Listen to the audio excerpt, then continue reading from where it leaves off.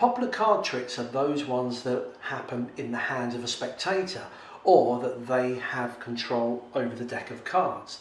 And this trick falls into that category. We do have just a regular deck of 52 cards. Now you can shuffle them, but that's not required. Let me just show you that they are just regular 52 cards.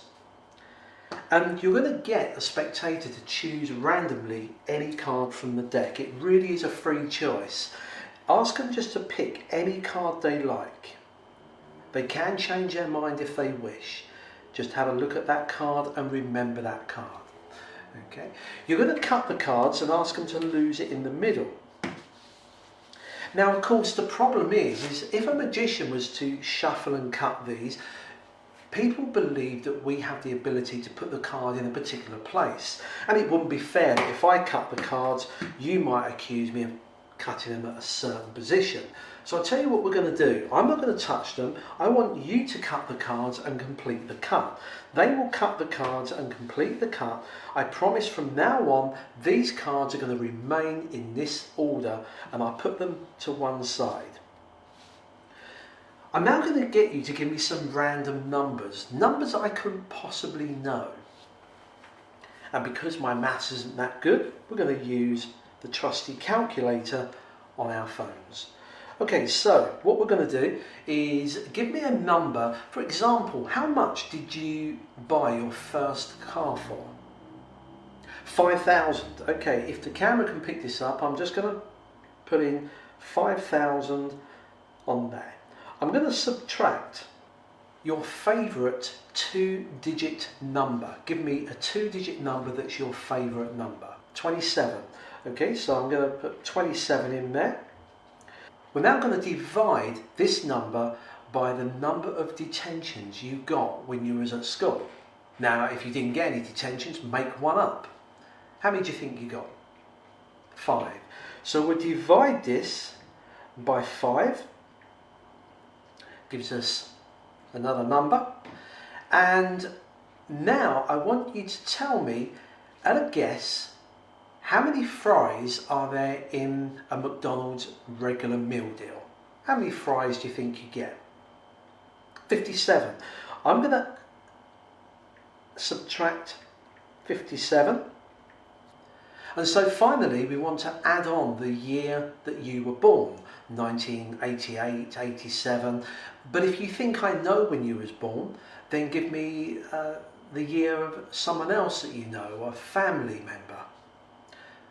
1978. Okay, so we'll add on 1978 and equals, I don't know if the camera can pick this up, but we've got 2,571. I think you'll agree that out of those numbers you gave me, I couldn't have known that. This is a random number. Now, unfortunately, we don't have 2,571 playing cards to deal.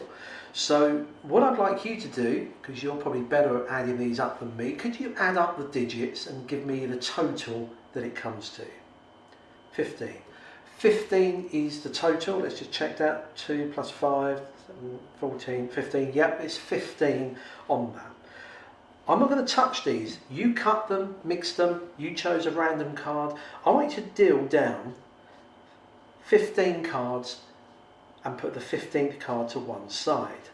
1, 2, 3, 4, 5, 6, 7, 8, 9, 10, 11, 12, 13, 14, 15.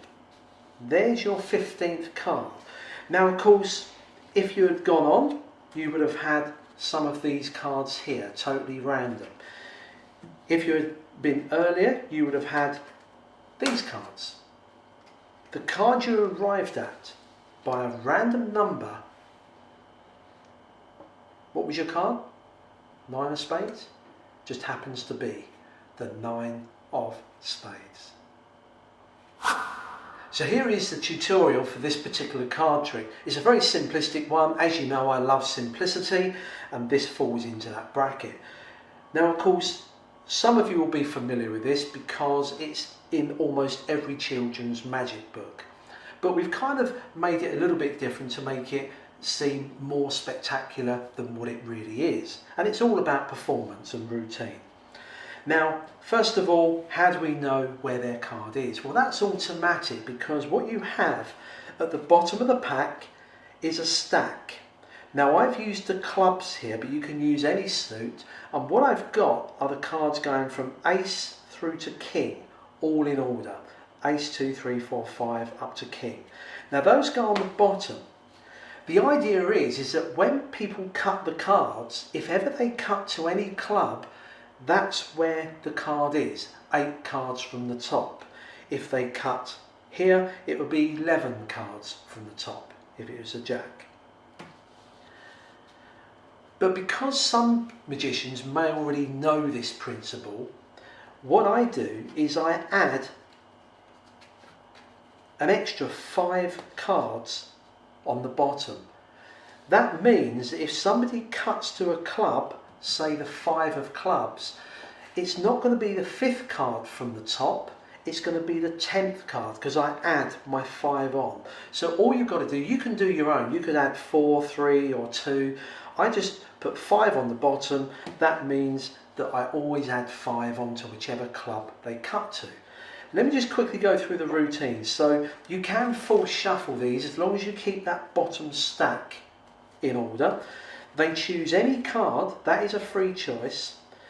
When I get them to put it back, now you can either get them to put it on top and you cut the cards, but what I prefer to do is to cut the top half.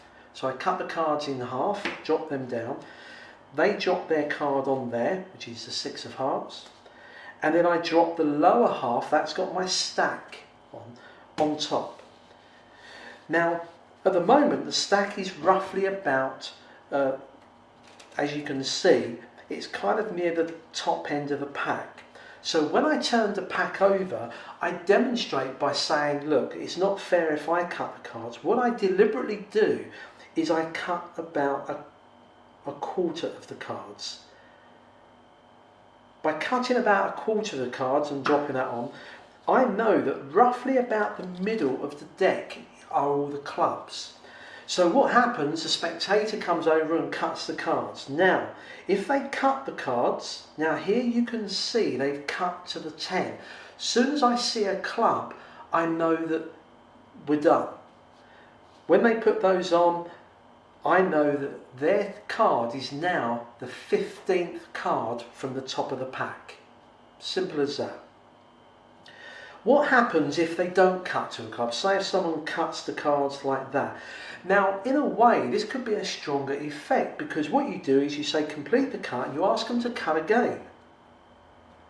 Or again, let's say they cut again and they didn't cut to a club and then cut again. And you can get them, or even if they've done 2 or 3 tries and they still haven't reached a club, then offer them to someone else to cut, and eventually you'll get to a club. To be honest, I've never gone beyond 2 cuts. They always cut roughly about middle, so they tend to get it on the first instance. But if it doesn't, it could make for a stronger effect, because it looks as though they're cutting multiple times.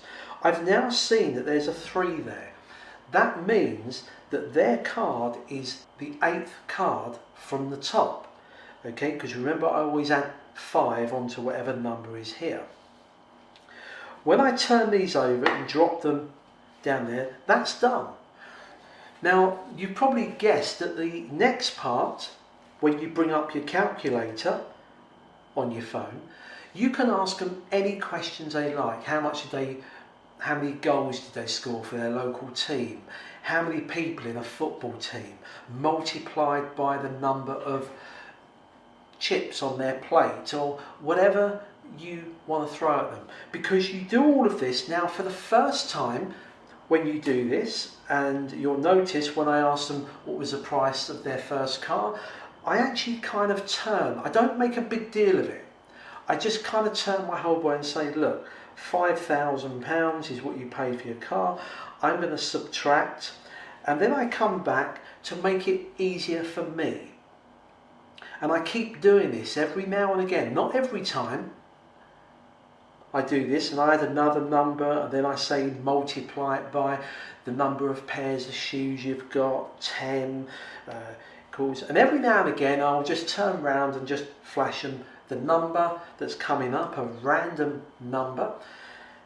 The final one, I need a 4-digit number. In my head, because I know that their card is the 8th card, I've got to make sure I get it to be 8 as an answer. So when they say a year, I'm not really interested. When I'm punching in a 4-digit year, for example, if they said, oh yes, I was born in 1975, when I say I'm going to add, what I'm actually doing is clearing the result, clearing it, and then when they say, oh yes, I was born in 1975, those 4 digits I'm not actually punching in. What I'm punching in are the 4 digits for the final. Let me show you what I mean. Now, to get to an 8, I could do 1, 2, 4, 1 equals. That's all they see me do. They believe, and as soon as I've done the equals, I'm turning around to show them the answer. Now at this point they don't know what's coming next, so they've got no suspicion of what you was doing. They believe you've been taking the numbers they've been giving you, multiplying them, dividing them, subtracting them, and everything like that. Now once you've got this answer, you know that when they add those digits up, it'll come to 8, and then the 8th card, 1, 2, 3, 4, 5, 6, 7, 8 will be their card. Now the great thing about the stack is that you can show some of the other cards, they're all different, and also up to 5 of these, because they're the 5 that you put on at the bottom to begin with. So it all looks totally free, and there is their chosen 6 of hearts. It's a great little trick. Have a little play around with it. The great thing about this is that because of the randomness, no one can go away and remember exactly what you did. So they can't go away and say, oh yeah, he asked for my age, he asked for this. They're not going to remember the numbers, so they're not going to be able to recreate that. And remember, every time you perform this, make up the questions you're going to ask them. Just about 3 or 4 questions. Do the calculation, but always end up with a 4-digit number that adds up to the position of their card. So practice and enjoy.